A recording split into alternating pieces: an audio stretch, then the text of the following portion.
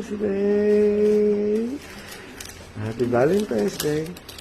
What will you say? What will you say? I love you.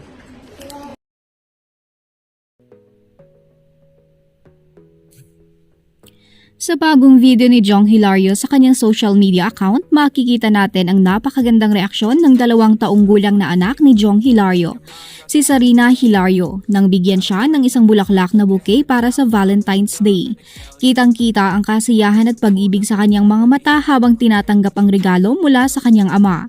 Hindi lamang si Sarina ang binigyan ni Jong ng bulaklak kundi pati na rin ang kanyang asawa at ina.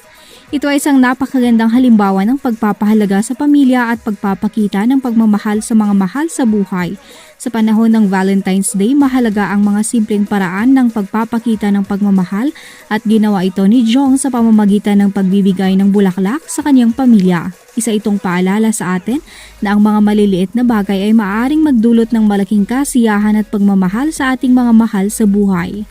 Sa panahon ngayon na puno ng mga hamon at problema, mahalaga na paminsan-minsan ay maglaan tayo ng oras upang ipakita ang ating pagmamahal at pasasalamat sa ating pamilya. Salamat kay Jong Hilario sa pagbahagi ng nakakatuwang sandali na ito sa kanyang mga taga-subaybay at sana ay maging inspirasyon ito sa iba na ipakita ang kanilang pagmamahal sa kanilang mga mahal sa buhay.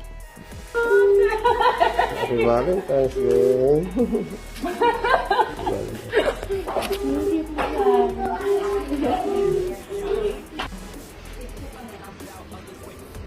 Happy Valentine's Day! Happy Valentine's Day! What will you say? What will you say? I love you. Happy Valentine's Day! I love